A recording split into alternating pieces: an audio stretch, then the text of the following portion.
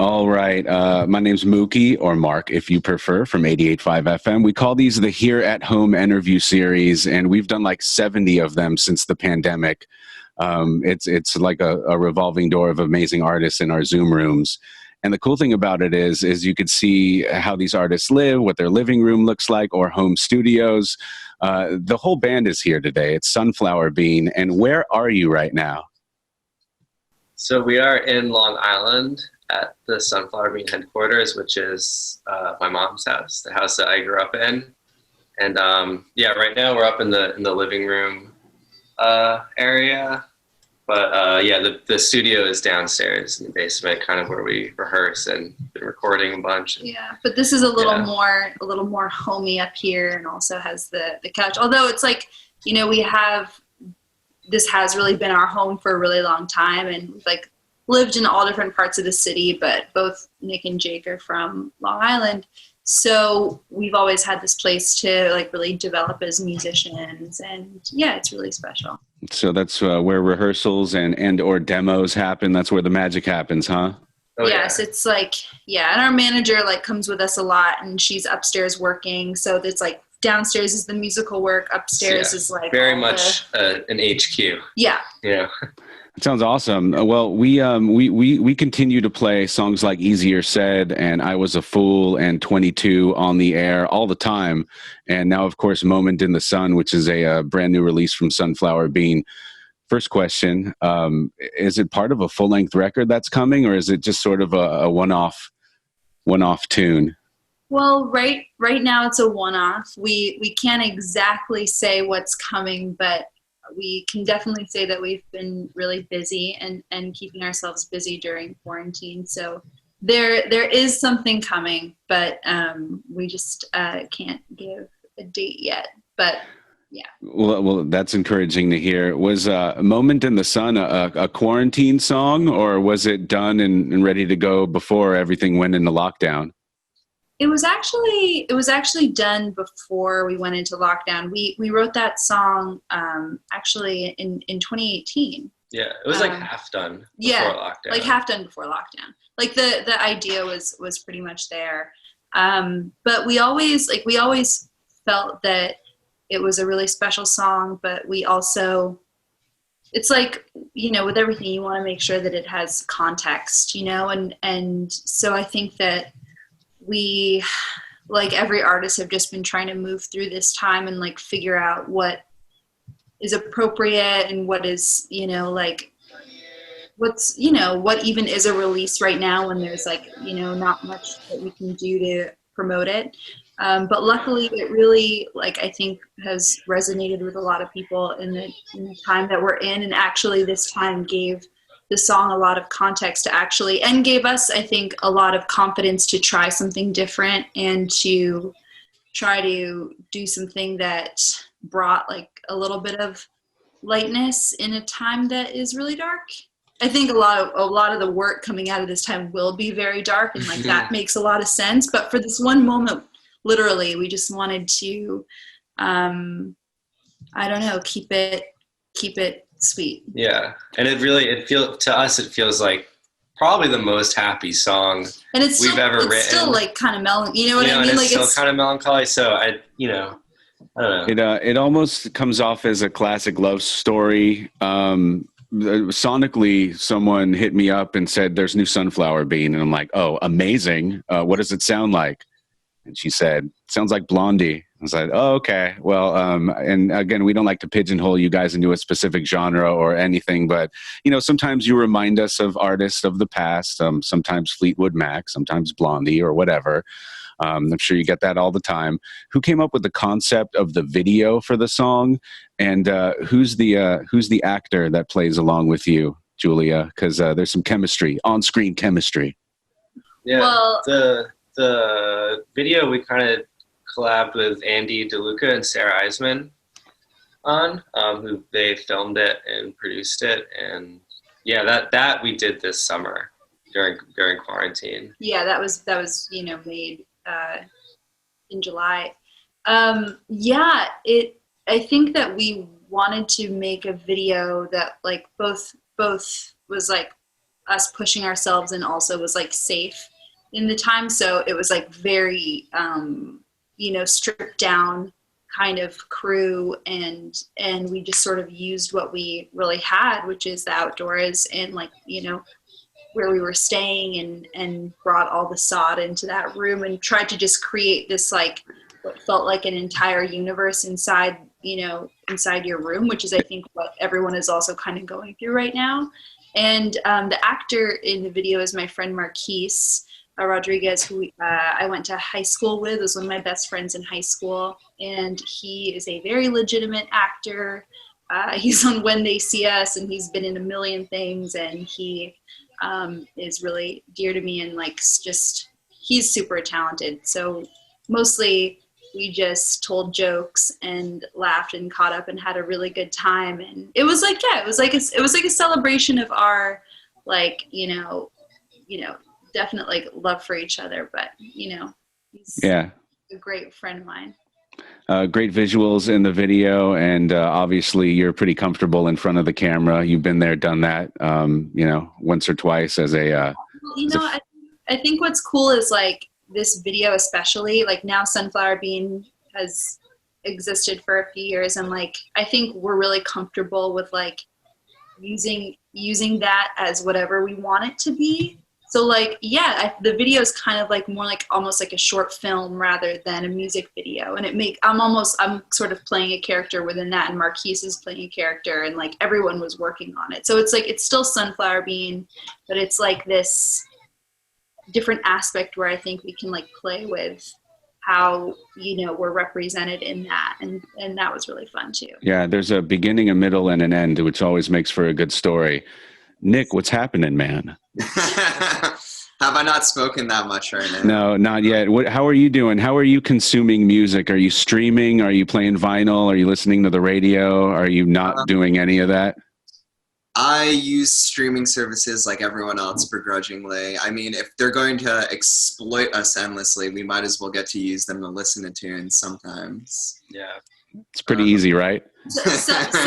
Someone had to say it. No. It's like we all live in this paradigm, so I use streaming services. I had a lot of vinyl, but when you move a lot, vinyl becomes really a pain to keep around because it's like it's worse than books, because it's fragile. It can't be left places. What about you? How have you been finding music lately? As genuinely curious, because I think that as a music fan, it's been kind of a struggle in this time to find even new stuff that I'm excited about. Well, I have an interesting situation because I get hit up constantly by people who want to get their songs on the air. So right. I run into a problem a lot where it's single. And especially now during quarantine, like my wife's working from home. And, oh, by the way, I have a 2.5-year-old now. Time flies. But it's hard to delve into a full-length record. You know what I mean? So I get bits and pieces, and I hear samples of new releases and stuff like that, it keeps me occupied. But I am streaming. We're dipping our toes into Spotify playlists now. Like we have a local music spotlight feature on the radio, and all the songs that we played last week are on our Spotify playlist right now. So it's not good enough to just be an FM radio station. You got to be a multimedia entity and have podcasts out there and video content, right? And all of this stuff. Yeah, as an independent artist, you also have to be, Everyone's expected to do everything now. Even private citizens have to become content creators. But it's we're the lucky ones, like we're really blessed, and just like I don't know, there's a release could really go any kind of way right now, and we felt like it just made sense. And I think we've got like a really nice reaction from like our fans who have sent lots of like little messages about like what their moment in the sun is, or like an experience they had listening to the song by themselves. And I think that's really all that we could like ask for, is that it's reaching the people that it should. And right. I think just when you make art, that's all you can really hope for, It sounds like you're in a good situation. I've talked to a number of bands who they feel like the record that they just released is going to be their long lost album because they can't properly tour or something. Yeah. And maybe they've already moved on and they're writing another album while in quarantine. How long did it take for you three to decide to get tested and come together? All of March and April, we didn't see each other. Yeah, the first, basically like until, because it was, I feel like testing didn't become like readily available until like May, kind of like mid-May in New York. Mm-hmm. So we kind of, we didn't see each other from lockdown until May. And then at that point, then we quarantined together. Did like kind of like month-long stints quarantine together and working together. So you wasted no time. Yeah, we were living together. We've been living together for like probably like half the year. Half of most COVID. Of the summer we spent together. Yeah. We also got lucky because this is the one year that we didn't have 200 shows booked, where every other year of our lives we've had like multiple tours and multiple things, and this year we were just going to write and hang out and record together, and quarantine happened and we didn't have to cancel a whole bunch of stuff. It's definitely given us a lot more time to make stuff, which is awesome. And you know, I think it's going to make the next thing that we do be really exciting, especially, you know, for us. So that's, I wouldn't call it an upside, but it's a silver lining. It's a silver lining. It's a factor. It's what we got. Yeah. Yeah. So we might as well use it the best we can. We briefly touched on this before we started rolling tape here. We feel like it's 88.5 FM tradition to have you in studio. If there's an album or an EP release, you know, you're always coming to visit us. We have fond memories of each and every performance. I think the last time was King of the Dudes, early 2019 or 2018. Yeah, I think it was the day it came out. We were rolling up to your studio. Probably. Yeah, it was the January 2019. 2019, right. It's amazing how time flies. So have you been, as far as engaging your fans online, some live streaming? And what does a Sunflower Bean live stream on the internet look like? Well, we've never done one. We haven't really. We've done a couple. But there's one coming. There is one coming. Yeah, there's one coming on January 7th. It had to be rescheduled. But that's going to be at La Poisson Rouge in New York City, just like all filmed. So it's really safe. And yeah, I mean, we've been rehearsing for that and like getting really excited for that. And I think that's kind of the best way to do it. I had a friend of mine was talking about kind of like the live stream world earlier in quarantine. Was like, she said something along the lines of like, there's just some stuff with artists that you don't want to see. It's like, would you want to see David Bowie on the toilet? And that's kind of like a slight, like that is a little bit of how I feel about it. Like, you know, artists need to stream if they can in a way to help us survive this time, because everyone needs to survive. So there's like, you know, there's no way of being like, don't stream. But I think it can be, you know, it's not the most ideal way to view a show, but it's what we have. And like, I think that La Poisson Rouge way is like, it's really cool they're doing that, and it's cool that, you know, it's in the city and we're getting to like be at that venue and getting to do something I think we're going to be really proud of. But besides that, it's like, it's kind of tough. It's kind of tough to like, well, he has to put on these kind of shows all the time that are like, you're not really able to do your best, whether that's technologically or whatever, and then everything exists on the internet forever, and it's just like it's not ideal. Yeah, you've seen what some of these bands are doing, and it's a crapshoot as far as audio quality, you know. Also, nothing could imitate getting up on stage in front of an audience, you know, and I know you guys are itching to get back to that. We've actually dabbled in drive-in concerts. Thankfully, the weather's good here in Southern California. We've done Dawes and LP, and we got another couple coming.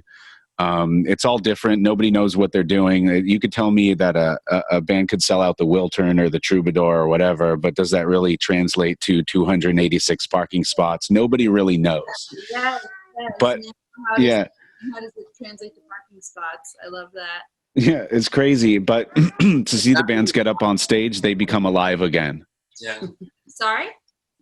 To see the bands come up on stage in front of people, they become alive again. You know? Yeah. It's. I think. I'm not sure what any of the musicians that you've been talking to have said, but it's like I think because we're rehearsing for this show, it's like it's really fun to just. Hey, will you come and say hi real quick? Sorry. Oh no, all good. Who's this? This is Harriet. Want to say hi? Hi. Hi. You're very, very cute and sweet. She said that you're cute and sweet. Are you cute? Thank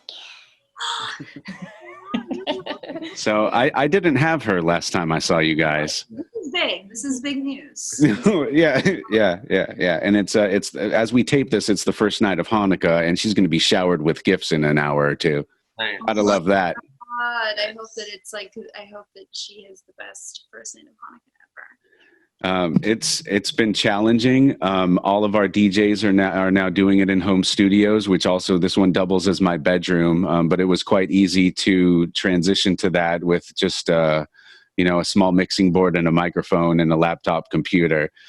So we've been chugging along, doing membership drives, and the public radio model is certainly changing. We used to do 2 pledge drives a year. Now we're doing these pop-up pledge drives just to survive. But I've been busier than ever. And sometimes people are like, how are you? And I just unload on them because it's tough sometimes. But we're getting by. Did you do a Bernie Sanders event? That was the last show we played. Oh, really? For Bernie Sanders and the Strokes in an arena in New Hampshire. So that was when things were looking very up. Yeah. The high point of our career. And just looking towards the future, we're like, man, Bernie, it's looking good. It was just And like then a momentous night that was a dream. And then less than a month later, quarantine. It felt like sometimes in movies where they show you like the best thing happens, either like it's afterwards in the future and like show it at the beginning and it's like this great celebration and the rest of the movie is just like shit, Crap. depressing. Crap. It kind of felt, when I think about it, that's what it feels like. It feels like, Yeah. whatever. I was going through your Instagram and I didn't even, maybe at the time I knew, but I saw some pictures of you and Bernie and stuff like that. How many people at a Bernie rally you figure for that night? I think it was 7,000? 17,000. Oh, that's incredible. Incredible. Yeah. Did you find it was? It was populated. What are the differences between like playing a show like that rather than a smaller club? Well, Honestly, if you scream, Bernie's going to be the next president of the United States at a regular club, you would definitely get some claps, but not like an outrageous, it was like being like, a Bernie hype man a little bit. right. Your job was slightly easier because there was a common, Yeah. Also the definite common. the thing, night too. before that show, we had played at a different rally for him in New Hampshire, and it was in like a school gym. It was in a school gym. And we were opening for A jam band from Vermont that's a very jam band popular. from Vermont that does a lot of stuff with Bernie. And I would say the vibe there was like a little different than maybe like the 17,000. It leans a little Strokes older, vibe. but then when we were in New Hampshire, what part of New Hampshire? Keene? Keene, yeah, Keene. Yeah. Or was it? I don't know. But That was the night before, and then the one the It was- night after was in. At the University of Maine. Yes, it was in a college town. Yeah. Yeah. That's my Basically, point. I mean, it was like, I would say my favorite part of the whole thing was like, it was a really crazy week. It was also like Fashion Week in New York, and everything was really exciting. And I felt like we were like hitting a different stride and, planning all this stuff. And on top of that, we were like, okay, we really want to do a cover. And I was like, we should do My Generation by The Who. That would be like so perfect. Wow. So like not really fully thinking through like the end whistle bass solo, on top of like this really like heavy week. And so on top of that, I was like, what, I'm going to I was walking around my house, like, doing like the, like I was just like doing it all the time, freaking out if I was like going to like land it, and then we did the show and like, I would say it was like 95% there. And I was so happy. I was screaming into the mic. I was like, I just did a bass solo. Bass solos for Bernie. And the crowd was like, wow. So, that I would say was my favorite. That was like the ultimate high, like playing like The Who. Wow. In front of all these people. There was a mosh pit. That was the most energy I've ever felt in an event ever. It was unlike anything else. It was more than a concert. It was more than a rally. It was just like, it felt like this like seminal moment in America or something. We met Cornel West and wow. Just like there were multiple future presidents there. It was like Nina Turner, say like Domino's Pizza, backstage. What more could you ask for? I love how you guys, it sounds like you guys really played to the crowd as well, which is cool. Yeah, I guess you got to know who the crowd is. But man, things were so hopeful back then. Sunflowerbeanband.com is the website. Can't buy a ticket to a show, so I've been telling people to go online and buy the vinyl, buy the merch, t-shirts, hats, and tote bags and stuff. You got some merch up on your website. Little bit goes a long way, I guess music fans could do a little bit by buying that. And we do have the LPR show. We have the LPR show. People can buy tickets to that show on January 7th. And we are putting a lot of love into that show. So out of all the live streams, I would really recommend it. And even, thank you guys. You guys are like, I think the first station to really get behind Moment in the Sun. And that means a lot to us. Like we put something out and we can only just get little, we just get as much feedback as exists. And it means a lot to us that you guys have supported us and supported the track. And I wish we were there to celebrate it, but Yeah. Well, we'll do it again, God willing. It seems like it's going to be forever, but I guess we'll get to that point. We admire you so much. I know I already told you you are beloved here at our station, and hopefully, God willing, we could do it again in person. You guys are lovely people. Anything else to touch on before we kind of wrap it up here? I don't think so. I think just, keep staying safe and keep listening to music, it keeps the world turning. Yeah. All right, everyone. I'll talk to you soon. Well, bye. All right. Bye, you guys. 88.5 FM, KCSN, and KCSN HD1 Northridge, Los Angeles. KSBR and KSBR HD1 Mission Viejo. A service of California State University Northridge and Saddleback College. Member-supported public radio. Streaming on the web at 885fm.org.